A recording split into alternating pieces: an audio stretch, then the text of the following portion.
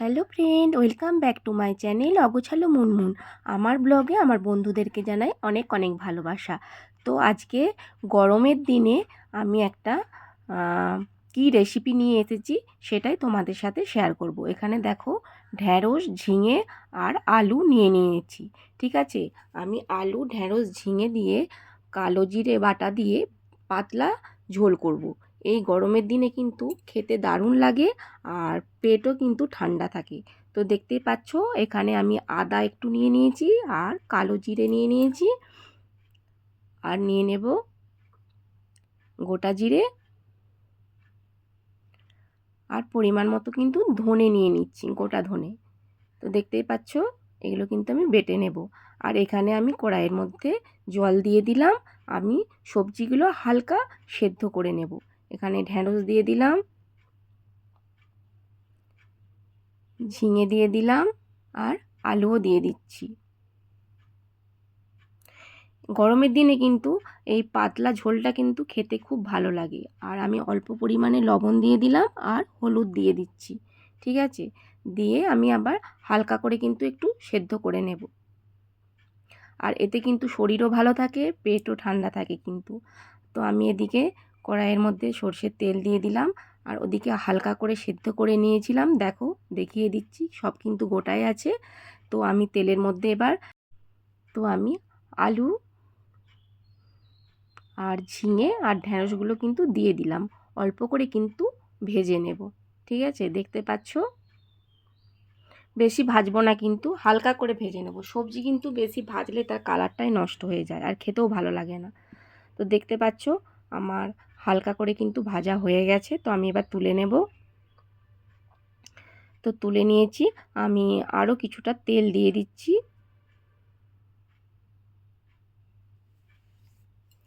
আর ভেজে তো রেখে দিয়েছি, দেখতেই পেয়েছো।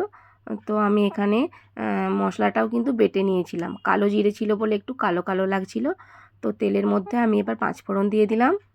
আমার কিন্তু তেজপাতা ছিল না বলে দিতে পারিনি, তেজপাতাটা কিন্তু দিও। আর পেঁয়াজ দিয়ে দিলাম ফোড়নে। এবার ভালো করে লাল লাল করে কিন্তু ভেজে নেব।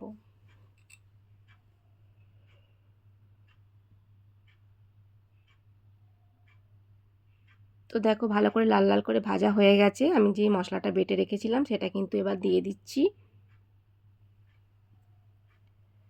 তো সেটা দিয়ে কিছুক্ষণ আমি ভালো করে ভেজে নেব। তো এরপরে আমি অল্প পরিমাণে হলুদ দিয়ে দিচ্ছি আর অল্প পরিমাণে কাশ্মীরি লঙ্কার গুঁড়ো দিয়ে দিলাম আর স্বাদ মতো লবণ দিয়ে দিলাম। দিয়ে কিন্তু আমি ভালো করে কিন্তু ভেজে নেব। তো দেখো, ভালো করে কিন্তু ভেজে নিচ্ছি, দেখতেই পেয়েছো। আর আমি একটু জলও দিয়ে দিলাম অল্প করে।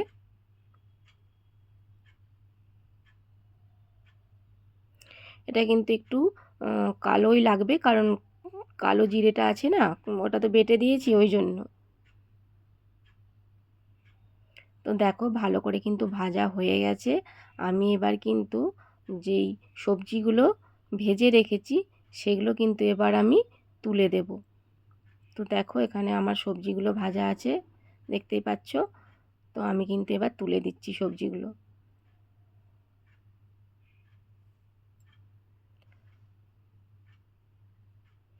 তো এবার আমি ভালো করে কিন্তু নাড়াচাড়া করে নিচ্ছি। বেশিক্ষণ নাড়াচাড়া করব না, কারণ মশলাটা তো আগেই ভালো করেই করে নিয়েছি। তো দেখো, অল্প একটু নাড়াচাড়া করে জল দিয়ে দিলাম আমি কিন্তু।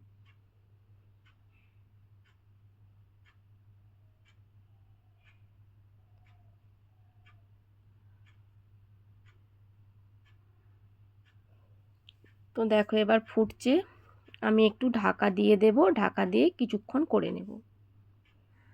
তো ঢাকা দিয়ে দিয়েছি, বেশি কিছুক্ষণ করে নিয়েছি। আর এখানে আমি একটু বাদাম নিয়ে নিয়েছি আর পোস্ত নিয়ে নিয়েছি, দেখতেই পেয়েছো, চীনা বাদাম নিয়ে নিয়েছি। তো এটা আমি ভালো করে কিন্তু আবারও বেটে নেব। তো বেটে নিয়েছি। তো দেখো, ঝোলটা হয়েই গেছে। যাতে তেতো ভাবটা একটু কেটে যায়, কালো জিরে বেটে দিয়েছি তো সেই জন্য আমি বাদাম বাটা আর হচ্ছে যে পোস্ত বাটাটা কিন্তু নামানোর আগে দিয়ে দিলাম, যাতে টেস্টও বেশি ভালো লাগে আর এই কষাটে ভাবটা যেমন না থাকে, কারণ কালো জিরে বাটা দিলে একটু তেতো ভাব থাকে সেই জন্য। তো ওটা দিয়ে আমি ভালো করে কিন্তু ফুটিয়ে নিচ্ছি আর একবার। আর কালারটাও কিন্তু সুন্দর চলে এসেছে, এবার দেখতেই পাচ্ছ। তো এখানে আমার ঢ্যাঁড়স, ঝিঙে, আলু দিয়ে একদম গরমকালের রেসিপি পাতলা ঝোল রেডি হয়ে গেছে পুরো, দেখতেই পাচ্ছ। আর খেতে কিন্তু খুব সুন্দর হয়, আর এতে কিন্তু শরীরও ভালো থাকে, পেটও ঠান্ডা থাকে। সবাই গরমকালে কিন্তু এভাবে একবার হলেও বানিয়ে খেয়ে দেখো। আর আমার সকল বন্ধুদেরকে জানাই অনেক অনেক ভালোবাসা। আর যদি বেশি ভালো লাগে ভিডিও তো একটা হাইপ করে দিও। আজকের মতো টাটা।